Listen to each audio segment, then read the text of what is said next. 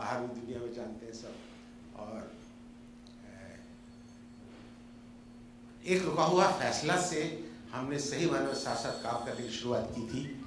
और एक छोटा सा आपको एनेक्डोट बताऊं कि जिस दिन मैंने कास्ट कर दिया एक रुका हुआ फैसला, शायद आप लोगों ने देखी होगी फिल्म, तो उसमें भी इस तरह की कहानी थी कि 12 लोग जो हैं वो एक लड़की की किस्मत का फैसला करने के लिए बैठे हैं कि वो गिल्टी है या नॉट गिल्टी है। तो उसमें 12 के 12 लोग थे, उसमें एक ये था, तो इनको मैंने कास्ट कर दिया सबसे बूढ़े रोल में कि 70-80 साल का 75 साल का बूढ़ा है। तो कास्टिंग जब कहते थे, दूसरे दिन हम लोग सुबह जैसे के लिए हम लोग सुबह 6 बजे मिलते थे दिल्ली में, उस दिन पैसे भी नहीं होते थे, सब अपनी अपनी जेब से चाय पीते थे। तो सुबह दुकान पे हम लोग खड़े थे, मिले तो मैंने उनको गुड मॉर्निंग का इन्होंने जवाब नहीं दिया, तो मुझे लगा ये अपसेट है। तो मैं इसको एक तरफ ले गया, मैंने कहा मुझसे नाराज़ हो? तो कहता हाँ। मैंने क्यों? इसके आँखों में आंसू हो गया कि आपने इतना बूढ़े का रोल दे दिया, मैं सबसे यंग हूँ। ये बात हार्डली 21 से 22 साल का था और मैंने उसको 80 साल के बूढ़े का रोल दे दिया। तो मैंने उसको कहा, मैंने कहा देखो अन्नू, बाकी कैरेक्टर जो है वो सब लोग वो कर सकते, ये कैरेक्टर तुम्हारे अलावा कोई नहीं कर सकता। तो उसको अविश्वास हुआ मुझे और मैंने कहा आई मीन इट। फिर मैं दूसरी तरह से इन्वॉल्वमेंट शुरू हुआ और फिर जो उसने रोल किया, मतलब मैं सच बता रहा हूँ, इतने शोज देखे, ये जो सीन आता था जहाँ अन्नू एक बहुत लंबा वक्ता में देने के बाद थक सा जाता था और ऑलमोस्ट गिरने लगता था, के रहना जो था 8 नंबर ये 9 नंबर उसको संभालता था और पानी लाके पिलाता था, हवा करता था, गर्मी है। तो मैं जब भी वो शो देखता था मैं ये भूल जाता है ये अन्नू, मुझे लगता था वो बूढ़ा आदमी कोई इसकी हेल्प करे, वो अभी कोलैप्स ना हो जाए। तो he is a versatile actor और is a delight, characters delight. तो मुझे बहुत गर्व है कि उससे मेरा भाई नहीं है, वो बहुत बड़ा एक्टर है, बहुत अच्छा एक्टर है, जिसके साथ बार बार काम करना मुझे अच्छा लगता है। और वापस उठ के चले गए थे, इनके बारे में तो परिचय कराने की आवश्यकता ही नहीं है। यहाँ से लेके हॉलीवुड तक जो है वो छाए रहते हैं पुरी साहब, और लेकिन बहुत ही डाउन टू अर्थ, बहुत ही डिसिप्लिन, बहुत प्रोफेशनल हैं, पंक्चुअल हैं। और इनके साथ मेरे साथी ज़िंदगी के अंदर हम लोगों ने ऐसा वक्त गुजारा है, वो भी कि मतलब बहुत सी ऐसी चीज़ें हैं, इतनी ऐसी शेयर की है कि उसके लिए पूरी किताब लिखी जा सकती है। और इन्होंने मुझको 81 में मुझको बुलाया यहाँ प्ले करने के लिए, इन्होंने ग्रुप बनाया था, नसीर साहब ने इन्होंने मिलकर मजमा, तो मुझे प्ले करने के लिए बुलाया था 79। तो पहली बार इन दोनों ने उस प्ले में रोल किया था बिच्छू के अंदर। और उससे पहले तक पुरी साहब ने कॉमेडी नहीं की थी। पुरी साहब ने दिल्ली थिएटर के अंदर रेस्ट ऑफ ड्रामा में रहते हुए जो अपनी पहचान बनाई थी, चाहे वो तुगलक का कोई रोल हो, चाहे सुल्तान रज़िया का हो, चाहे वो उध्वस्त धर्मशाला का हो, बहुत ही गंभीर, बहुत इंटेलेक्चुअल किस्म के परफॉर्मेंस से उन्होंने अपना स्थान बनाया था, अपनी पहचान बनाई थी। तो ये कॉमेडी जो थी, ये दोनों व्यक्ति ऐसी थी, नसीर साहब भी, उन्होंने भी कॉमेडी नहीं की थी, इन्होंने भी कॉमेडी नहीं की थी। तो ये लोग संकोच इनमें बहुत होता था, एनिमेशन बहुत होते थे। तो मैंने तब भी इनसे कहा था, मैंने कहा कि एक बार मॉलियर को, एक एक्टर को हमेशा करना चाहिए, एक एक्टर मॉलियर कर लेगा तो वो बहुत ही, उसको जो फ्रीडम मिलती है, उसको जो लिबरेटेड हो जाता है एक्टर, वो बहुत आगे काम आएगा। फिर जाने भी तो यारों में भी थी, लास्ट मोमेंट पे पुरी साहब की कास्टिंग मैंने करवाई, आहूजा जो हमेशा शराब पीते रहता है, you know what I mean, वो वाला कैरेक्टर। तो उस वक्त कोई तैयार नहीं था, क्योंकि इनकी इमेज ऐसी थी कि सीरियस की कि यार कॉमेडी। तो मैंने उस दिन शो चल रहा था पृथ्वी में, जाइए आप बिच्छू देख के आइए। सब लोग बिच्छू देखने के लिए गए, सब लोग मुतमईन हो गए। और जब फिल्म बनी, पूरी देखी मैंने, ट्रायल देखा फर्स्ट, आप विश्वास कीजिए सबसे अच्छा परफॉर्मेंस मुझे पुरी साहब का लगा था, एफर्टलेस। अब तो तब से हमारा एसोसिएशन शुरू हुआ, फिर हमने और थिएटर में काम किया। और मैं बहुत खुशनसीब हूँ कि इतने सीनियर एक्टर होते हुए इन्होंने मेरे डायरेक्शन में काम किया, मुझे वही सम्मान दिया जो एक किसी बड़े डायरेक्टर को ही देते होंगे, मुझे वही सम्मान दिया, इसके लिए मैं बहुत कृतज्ञ हूँ और शुक्रिया अदा करता हूँ।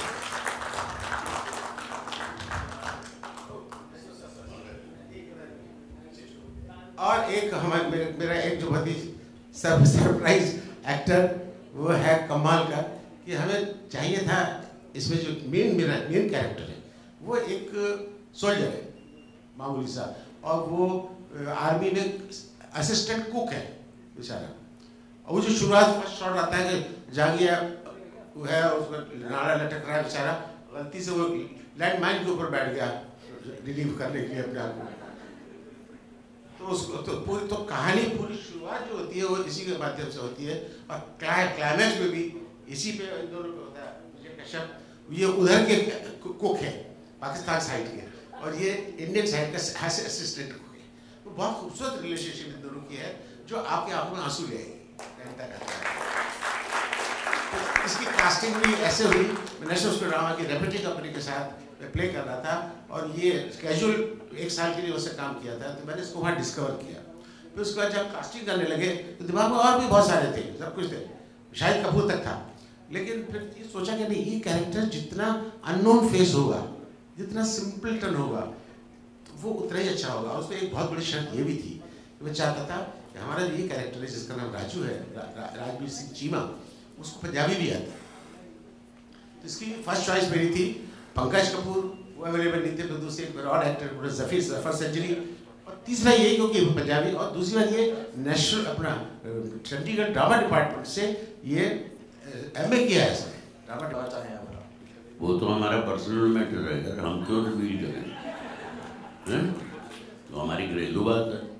ठीक है सर। लेकिन इस बच्चे के बारे में जो रंजीत साहब ने बोला है वो बिल्कुल पूर्ण सत्य है। कल मैंने पूरी फिल्म देखी, और आखिर में एक ये जो गंजा बैठा है इधर, गंजा नहीं है वैसे, इसने बाल निकाले हुए हैं, और ये पीछे जो ठुल्ला खड़ा है, इन दोनों ने फिल्म के आखिर में हमारी आंखों में आंसू ला दिए। बाकी हम सब जो हैं वो हम तो जोकर हैं जी, हम हंसाने वाले हैं, और ये दोनों जो हैं आखिर में हमको रुलाते हैं।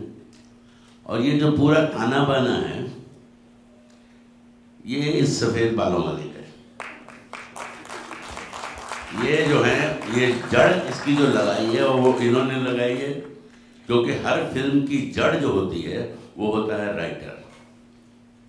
अगर लोग कहें कि जी अरे यार ओमपुरी ने अरसत्य में कमाल कर दिया, अरे अरसत्य में कमाल कर दिया, लेकिन स्क्रिप्ट लिखी किसने? विजय तेंदुलकर ने, जिसने ओमपुरी को इतने अच्छे डायलॉग दिए, जिसने ओमपुरी को इतना बढ़िया स्ट्रक्चर दिया फिल्म का, और जिसने ये मौका दिया कि आप उन भावनाओं को उजागर कर सको। और ये बड़े छुपे हुए रुस्तम हैं। ये हिंदुस्तानी थिएटर में इनका नाम जो है वो स्वर्ण अक्षरों में लिखा जाएगा। नेशनल स्कूल ऑफ ड्रामा पिछले 50 साल से है, पता नहीं आप गिन लो, 59 से है, 59 से है। तो उनके नाटक देखने के लिए सिर्फ अपर मिडिल क्लास आती थी। लेकिन ये राजस्थान की एक छोटी सी जगह से आके इन्होंने जो नाटक अपने किए, और वैसे ही नाटक जो नेशनल स्कूल ड्रामा करता था, मतलब मीनिंगफुल, सामाजिक, वैसे ही नाटक करके ये सिर्फ लोअर मिडिल क्लास नहीं, वर्किंग क्लास को भी अपने थिएटर में ले आए, थिएटर देखने के लिए। तो ये इनका योगदान है। थोड़ी बहुत गुस्ताखियाँ करते हैं, उसका जिक्र मैं यहाँ नहीं करना चाहूँगा, वो हमारी आपस की बात है। लेकिन ये मैं बताऊँ, आपको पता है कि इन्होंने जाने गुजारो लिखी, और भी काफ़ी सारी, राज संतोषी के साथ काफ़ी फिल्में इन्होंने लिखी हैं और डायलॉग लिखे हैं। इनका एक प्ले है चेखव की दुनिया, उसमें 3 कहानियाँ इन्होंने ड्रामेटाइज की। मैंने उसका प्रदर्शन जो है वो गया में देखा, और कसम से, ईमानदारी से कह रहा हूँ कि जैसे हम शेर सुनते हैं ना कि दोबारा जरा यार एक बार और फिर, अब वो तो कुछ सेकंड की बात होती है। और कसम से ये एक ऐसा प्ले था, मेरा मन किया मैं इसको कहूँ कि यार ये 2 घंटे के तीनों नाटक दोबारा कर।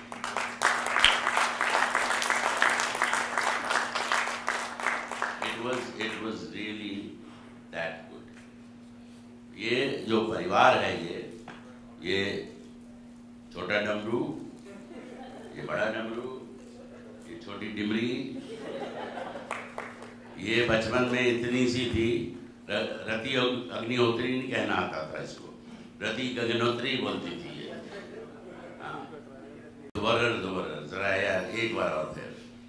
अब वो तो कुछ सेकंड की बात होती है, और कसम से ये एक ऐसा प्ले था, मेरा मन किया मैं इसको कहूँ कि यार ये 2 घंटे के तीनों नाटक दोबारा कर।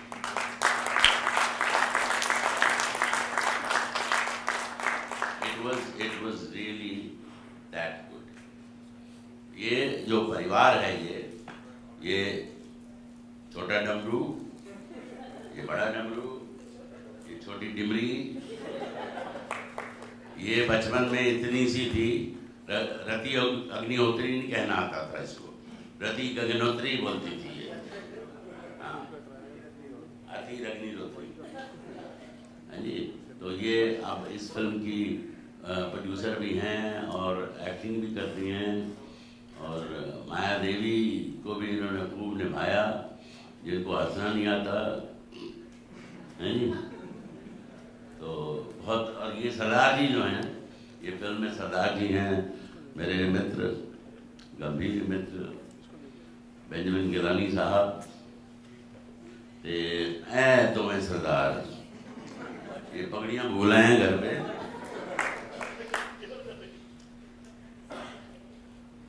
तो जी क्या करूँ? अनु जी कुछ अगर शेयर करना चाहें। उसके पहले शेर सुना था एक जी, इन्होंने मुझे शेर सुनाया था और बड़े सीरियसली बोलते हैं मुझे, एक शेर, मैंने कहा ये इरशाद,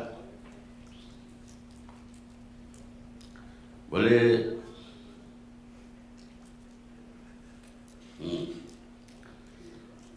क्या? हाँ, गजल कह के बनते ने मोती पिरो, गजल कह के आदिल ने मोती पिरोए बिखेरे, गजल कह के आदिल ने मोती बिखेरे, अरे रे रे रे रे, अरे रे रे रे।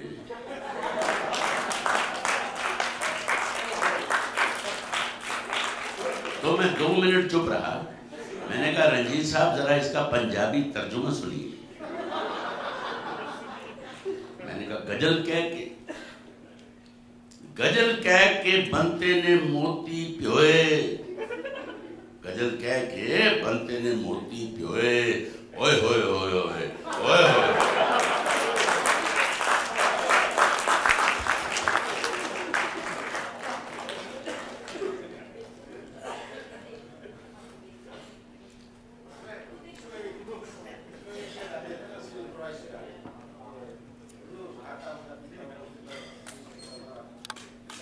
सिल्ली जब चल रही उल्लू इम्प्रोवाइज था सब, तो बहुत ही क्या होता है, मतलब मेरे लिए बहुत ही ऐसे मोमेंट्स हैं, ऐसे अनुभव हैं जो जीवन भर मेरे साथ रहेंगे, मुझे आनंदित करते रहेंगे। अब मैं अनु जी से करूँगा गुजारिश में कुछ बोले। ये ऐसे है कि पूरी रात बोलते रहेगा, आपको बैठा के रखेंगे, आपसे भूल जाएंगे।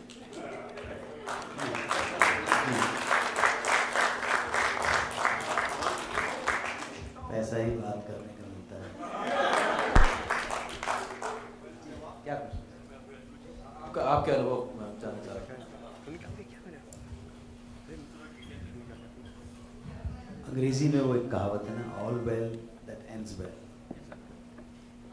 पर्सनल जब क्रिएटिव लोग मिलते हैं तो उनमें मतभेद हो जाता है, और किसी भी प्रोजेक्ट की बेहतरी के लिए ये मतभेद बहुत ही लाभदायक होता है। सृजन की प्रक्रिया में मतभेद होना कोई गलत बात नहीं है, अच्छी बात है, लेकिन उन मतभेदों को प्रेस के सामने लाना मैं अपना टाइम बर्बाद करना समझता हूँ।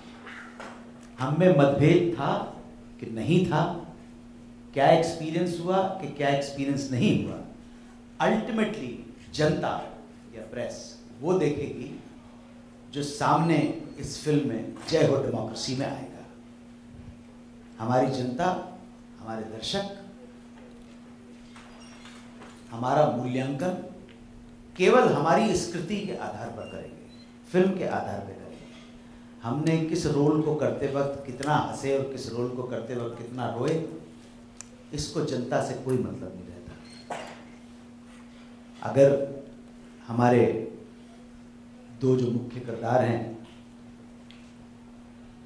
जिनमें से एक इमैनुअल जी ने निभाया और दूसरा माननीय विजय कश्यप साहब ने भूमिका की, 2 बुक्स की, अगर जैसा हम सोच रहे हैं, हम बयान कर रहे हैं कि आपकी आंखों में आंसू ला देंगे, अगर फिल्म देखते वक्त ऐसा हो गया तो प्रोड्यूसर का पैसा लगाना सफल हो जाएगा, डायरेक्टर का डायरेक्ट करना सफल हो जाएगा, एक्टर का एक्टिंग करना सफल हो जाएगा। मेन चीज हमारे फिल्म। और जब भी कोई व्यक्ति अपनी फिल्म को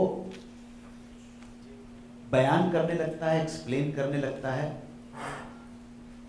उसकी व्याख्या करने लगता है, तो मुझे ऐसा लगता है कि बात उचित नहीं है। इसलिए कि रियलिटी के सबसे पास, सबसे क्लोजेस्ट मीडियम अगर कोई है तो वो है सिनेमा।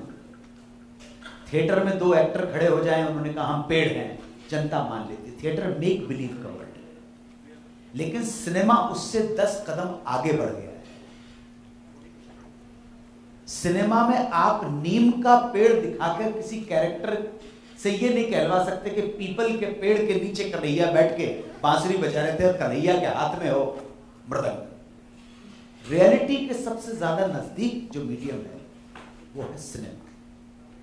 सिनेमा श्रवण काव्य है, दृश्य काव्य है, दृश्य और श्रवण दोनों, ऑडियो और वीडियो दोनों है।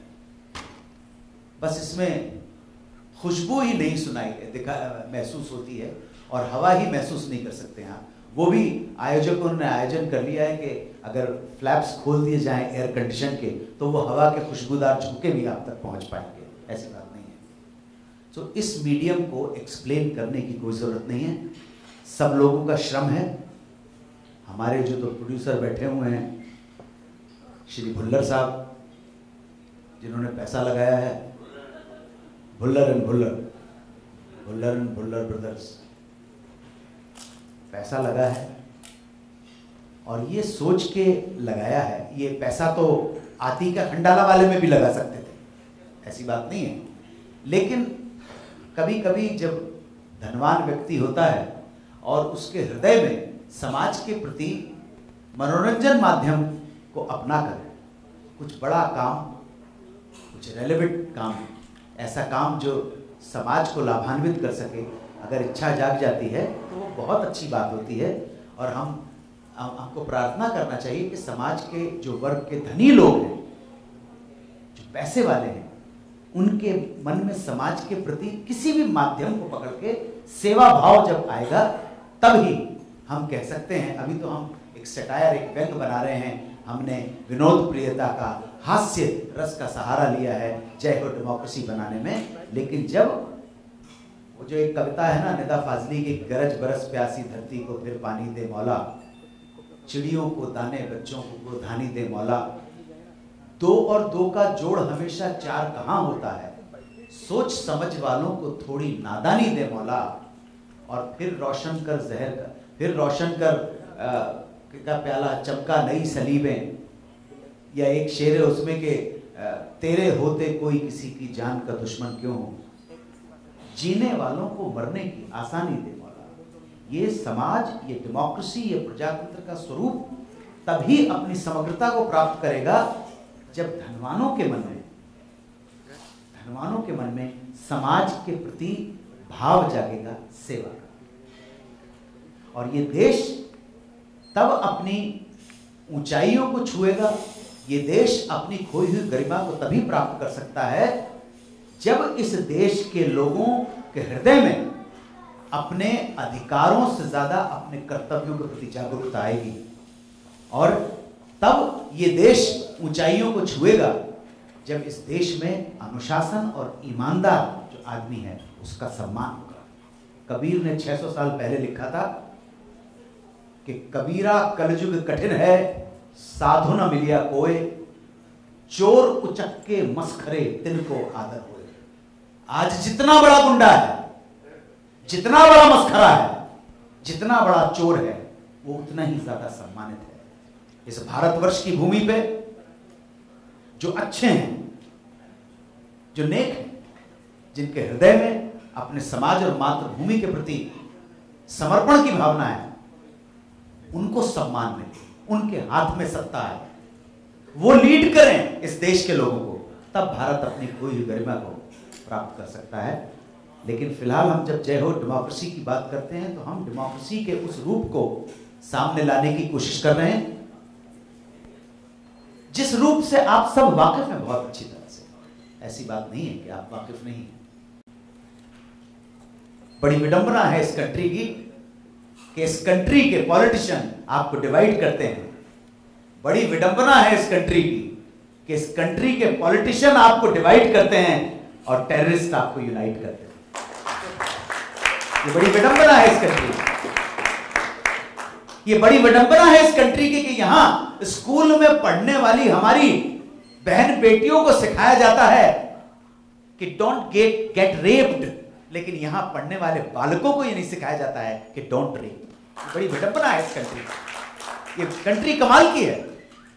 ये कंट्री इतनी कमाल की है कि यहां कहा जाता है कि अनजान आदमी से कभी मत मिलना, लेकिन अनजान आदमी से शादी करने को मान्यता प्राप्त कर देती है कंट्री। ये बड़ी कमाल की कंट्री है दोस्तों, ये बड़ी कमाल की कंट्री है जहां पर जूते एयर कंडीशन दुकान में मिलते हैं परंतु साग सब्जियां फुटपाथों पे पाई जाती है। मेरी कंट्री महान कमाल की कंट्री है। मेरी कंट्री वो कंट्री है जहां 10 में से 9 बेईमान फिर भी मेरा भारत महान। तो इस तरह की फिल्मों को आगे लाना, बढ़ावा देना, प्रोत्साहित करना, ऐसे प्रोड्यूसर डायरेक्टर्स को, ऐसे कलाकारों को बढ़ावा देना हम सबकी नैतिक जिम्मेदारी है। प्रत्येक भारतीय का यह कर्तव्य है कि इस तरह की फिल्मों को वो उतना ही मान दे, उतना ही सम्मान दे। और पास मत मांगिएगा, बोलिएगा पैसा खर्च कर। वहां मल्लिका शेरावत की कमर के ऊपर 100 रुपए पैसा खर्च कर देते हो, और अगर कोई डायरेक्टर प्रोड्यूसर को अच्छी फिल्म बनाने की कोशिश करता है तो उससे कहते हो पास दे दो। नहीं नहीं, इस सोच और इस मनस के साथ ये समाज कभी आगे नहीं बढ़ पाएगा। इन 67 सालों के इतिहास में तुमने एक ऐसा समाज पैदा किया है जहां C3 इंपॉर्टेंट हो गया है। ABCD वाला C3 होता है। C for cinema, C for cricket और C फॉर करप्शन। बस यही है। सिनेमा वालों को आप लोगों ने बहुत मान दिया, बहुत सम्मान दिया, जो शायद वो डिजर्व भी नहीं करते हैं। इतना पूजा, उसके मंदिर बना दिए। अब तो सिनेमा वालों से पूछना चाहिए तुमने पलट के भारत माता के लिए क्या किया है? आपने क्या किया है इस देश के लिए? हाथ झाड़ के खड़े हो गए किस तरह आप कलाकार हैं? नहीं तो जी मैं तो कलाकार हूं। अरे तुम कलाकार बाद में हो गए, पहले भारत माता के बेटे हो। और मैं तुम्हें इतना कहना चाहता हूं कि इन 67 सालों में चंद भारत माता के पुत्र और पुत्रियों को अगर छोड़ दिया जाए, एक्सेप्शन हर जगह होते हैं, तो ज्यादातर majority daughters and sons of mother India have brought shame on this country. ये वो देश है। यहां अच्छी चीज को अगर कोई करने जाएगा तो आपको सराहा नहीं जाएगा। तालियां मिले आपके फिल्म सितारों को मिले, बहुत अच्छी बात है, बहुत अच्छी बात है। माइकल जैक्सन बहुत बड़ा कलाकार था, लेकिन भीमसेन जोशी को कुर्बान नहीं किया जा सकता माइकल जैक्सन की परिवेदी पर। ध्यान रखना, सिनेमा या कोई भी ललित कला समाज का एक दर्पण है। जो समाज में घटित होता है वही आता है। अच्छे रूप में आए तो गुरुदत्त हो जाता है, वरना डेविड धवन तो है ही। हाँ, घटित वही होता है और उसके सापेक्ष में ही परिकल्पनाएं की जाती हैं। 20 जुलाई 1969 से पहले चांद पे बुढ़िया चरखा काट रही है खरगोश, ये परिकल्पना थी। लेकिन नील आर्मस्ट्रांग ने उस परिकल्पना को एक यथार्थ में बदल दिया और आपको मालूम है कि अब चांद के ऊपर क्या है। मेरे मेहरबान दोस्तों, प्रिय मित्रों, ध्यान रहे हम सबके हृदयों में जिस दिन अपने अधिकारों से ज्यादा अपने कर्तव्यों के प्रति बोध होगा, देश में ईमानदारी होगी, देश में एक अनुशासन होगा जो इंडियंस लैक करते हैं, तब शायद कुछ बात हो। अभी तो देश की डेमोक्रेसी शैशव अवस्था में है, इन्फेंसी में।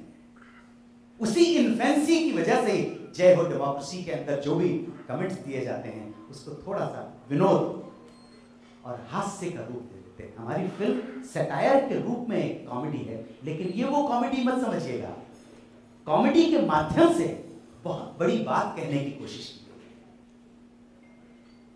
इस कोशिश में, इस प्रयास में हम तभी सफल हो सकते हैं जब जनता हमारा साथ दे।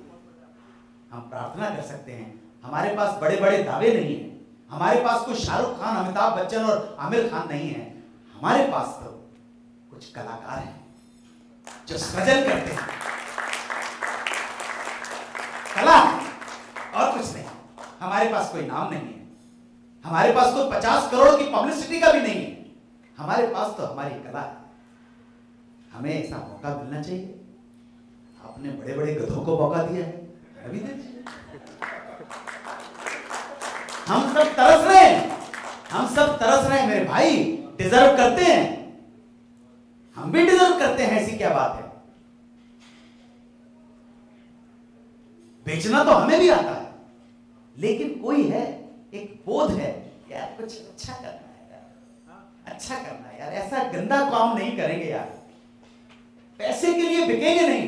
यहां बैठा हुआ हर आदमी ये कह सकता है हमें मिले ऐसे अवसर, लेकिन हम बिकेंगे। हर घड़ी चश्मे खरीदार में रहने के लिए, हर घड़ी चश्मे खरीदार में रहने के लिए कुछ हुनर चाहिए बाजार में रहने के लिए। हर घड़ी चश्मे खरीदार में रहने के लिए कुछ हुनर चाहिए बाजार में रहने के लिए। अब तो बदनामी का शोहरत से वो रिश्ता है कि लोग नंगे हो जाते हैं अखबार में रहने के लिए। लेकिन इस देश में अभी भी कुछ लोग हैं। हमारे स्वर्गीय प्रधानमंत्री ने एक बयान दिया था संसद में कि इस देश में केवल 5% लोग ही भ्रष्ट हैं, बाकी सब ठीक है। तो बरसों पहले की बात है, अर्ली 90s की बात है, उन्होंने पार्लियामेंट में कहा था, स्वर्गीय चंद्रशेखर ने, ईश्वर उनकी आत्मा को शांति प्रदान करे, उन्होंने कहा कि इस देश में केवल 5% लोग ही भ्रष्ट हैं। तो मैंने एक सभा में बोला, गणित का विद्यार्थी रहा हूं, समीकरण ठीक कर देता हूं। कुछ आपको हिंदी समझ में आती है? बड़ा एहसान करते हैं आप इस देश के, तो अंग्रेजी में बोलना पड़ेगा। समीकरण, इक्वेशन ठीक कर देता हूं। मैंने कहा समझ लीजिए कि भारत का समाज एक ट्राइंगल है, ये एंगल, ये कोण और ये कोण। ये इस कोण पर 5% डिक्लेयर्ड ऑनेस्ट लोग हैं, जिसके बारे में आपने कहा। यहां पे 5% डिक्लेयर्ड ऑनेस्ट है, या यूं कह दूं यहां पे 5% डिक्लेयर्ड करप्ट लोग हैं। माननीय प्रधानमंत्री ने कहा था ना 5% लोग ही करप्ट है, तो मैं कह रहा हूं इस कोण के ऊपर 5% डिक्लेयर्ड करप्ट है। उसके बिल्कुल सामने वाले इस कोण के ऊपर 5% डिक्लेयर्ड ऑनेस्ट लोग हैं। डिक्लेयर्ड ऑनेस्ट का मतलब कि जिसको अवसर मिले हो बेईमान होने के, फिर भी बेईमान नहीं, उसको मैं डिक्लेयर्ड ऑनेस्ट मानता हूं। और इस कोण के, इस ट्रायंगल के इस कोण पे 90% लोग वेटिंग लिस्ट में। एक अवसर तो मिले भैया, एक मौका मिले बेईमान होने का। तो ध्यान रखना, हर आदमी के अंदर बेईमान होने के गट्स नहीं है। आप अगर सोचो आप में से बैठा हुआ एक आदमी के अंदर वो टैलेंट नहीं है कि तुम दाऊद इब्राहिम बन जाओ। दाऊद इब्राहिम बनने के लिए गट्स चाहिए, मात्रा चाहिए। सो अवसर की कमी का ना होना आपको ईमानदार नहीं बनाता है। सो ये कलाकारों की जमात है, कलाकारों की बिरादरी है। और भी कुछ काम कर सकते थे ये सब, नहीं। आपसे प्रार्थना है, विनती है कि आपका जो भी माध्यम है, जिस भी माध्यम को आप चाहते हैं, जानते हैं, जिस माध्यम में काम कर रहे हैं, वो इलेक्ट्रॉनिक मीडिया हो, राइटिंग मीडिया हो, उसके माध्यम से विनती कर सकते हैं। कोई क्लेम नहीं है कि हमारी इस प्रयास को एंटरटेनमेंट की गोटी में लपेट के हमने कुछ कहने की कोशिश की है, और जो कहने की कोशिश की है वो ज्वलंत मुद्दे हैं, वो मुद्दे जनता तक पहुंचाने की कोशिश की है। जनता का, दर्शकों का साथ मिल जाएगा तो शायद आगे आने वाली नस्ल में ऐसे कुछ प्रोड्यूसर खड़े हो जाएंगे, ऐसे कुछ डायरेक्टर आएंगे कि अच्छा काम करो यार, हिंदुस्तान की जनता अच्छे काम को स्वीकार करती है, आओ बनाओ अच्छे फिल्म, तो इस देश के अंदर एक नहीं 10 गुरुदत्त बन जाएंगे। आपसे यही विनती है, बड़े प्रेम और शांति के साथ सुना। जय हिंद। अब देखते हैं कहां तक हमारी कोशिश कामयाब होती है। वैसे ये एक सिस्टम पे सटायर है, कमिटीज का सिस्टम, कमिटीज जो बनती हैं